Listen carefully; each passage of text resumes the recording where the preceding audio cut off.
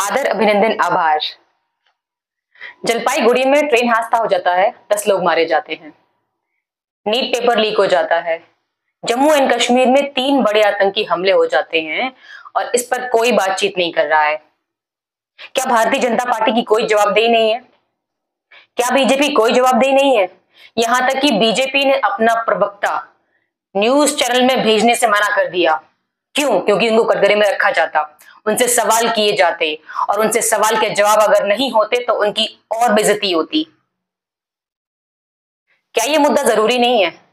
क्या लोगों की जान की कोई कीमत नहीं है? क्या मीडिया को सवाल नहीं करने चाहिए इसके ऊपर? आइए आपकी मुलाकात करवाती हूं मैं रेल मंत्री अश्वनी वैष्णव से, जिन्होंने 2022 में सेफ्टी कवच के बारे में बाकायदा 2 ट्रेनों को सामने लाके डेमोन्स्ट्रेशन किया था। उन्होंने सेफ्टी फीचर्स की बात की थी। एक सेफ डिस्टेंस पे अपने आप कवच उसे रोक लेगा। 2 ट्रेन अगर एक के पीछे एक जा रही हो तो पीछे वाली ट्रेन को कवच अपने आप एक सेफ डिस्टेंस पे रोक लेगा। अगर कोई ट्रेन आ रही है, सामने रेड सिग्नल है, आज हमने देखा लोकोमोटिव के अंदर 2 किलोमीटर दूर अगर रेड सिग्नल है तो भी ड्राइवर को वो रेड सिग्नल कैब के अंदर ही दिखाई दे जाता है। बहुत बड़ा सेफ्टी का फैक्टर है। रेड सिग्नल की तरफ अगर अप्रोच करेगी ट्रेन तो अपने आप स्लो हो जाएगी और रुक जाएगी। तो सेफ्टी के लिए प्रधानमंत्री जी के विजन में इस टेक्नोलॉजी का एक बहुत महत्वपूर्ण स्थान है। कहां गया वो सेफ्टी फीचर्स? लेकिन वो क्या कर रहे हैं? ट्रेनों के नीचे से निकल रहे हैं, बाइक पे बैठ के यहां से वहां जा रहे हैं, सिर्फ 20 मीटर की दूरी पे वो बाइक पे चल के जा रहे हैं। ये जो कैमरे के सामने के लिए सारा जो ड्रामा हो रहा है उसमें तो ये बहुत अव्वल है, लेकिन अगर इनसे कोई सटीक जवाब मांग लिया जाए, कोई सटीक सवाल कर लिया जाए तो इनके पास कोई जवाब नहीं रहता।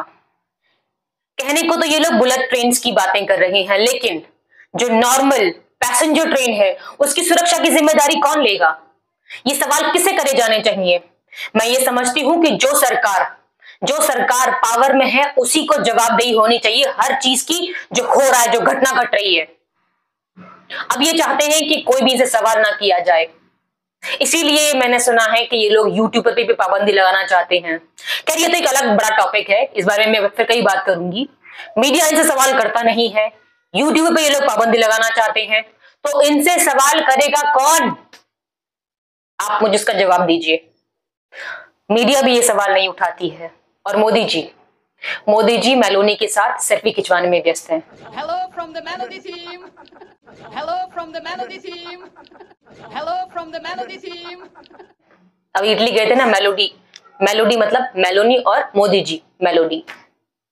इटली में जो सेल्फी खिंची थी उसकी चर्चा हर जगह हो रही है।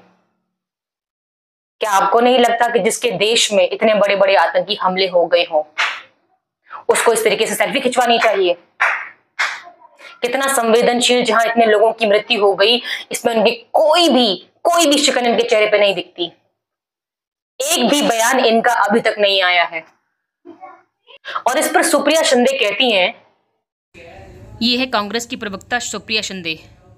वो पूछती है नरेंद्र मोदी इटली क्यों गए थे?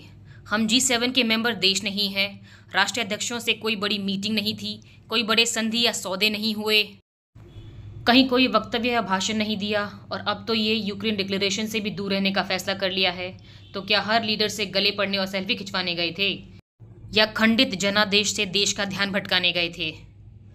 और हाँ, एक बात कहना चाहती हूँ, यह मेलोडी बकवास बंद होनी चाहिए। मोदी 74 वर्ष के विवाहित पुरुष हैं। उम्र में 27 साल छोटी मेलोडी उनकी बेटी की उम्र की है। कुछ नहीं तो मोदी की पत्नी के आत्मसम्मान की तो इज्जत करो।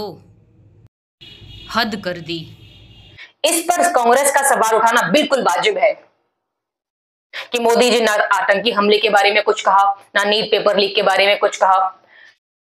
आइए आपको मिलाती हूं मैं शिक्षा मंत्री से, जिन्होंने साफ इनकार कर दिया था कि कोई पेपर लीक नहीं हुआ है, कुछ नहीं हुआ है। कोई पेपर लीक नहीं, बिहार में अरेस्ट हुआ है, दिल्ली में अरेस्ट हुआ है, पेपर लीक दिल्ली में अरेस्ट हुआ है। मैं आपको विनम्रता से कहूं, पेपर लीक की कोई घटना की कोई, जबकि चोर खुद कह रहा है कि मैंने चोरी की है। आप देख सकते हैं, इन्होंने खुद कबूल किया है कि परीक्षा से एक दिन पहले इन्होंने 30 से 32 लाख रुपए लेके पेपर लीक किया। मोदी जी इस बार तीसरी बार प्रधानमंत्री बने हैं। क्या लगता है कुछ बदला है? कुछ नहीं। नमस्कार।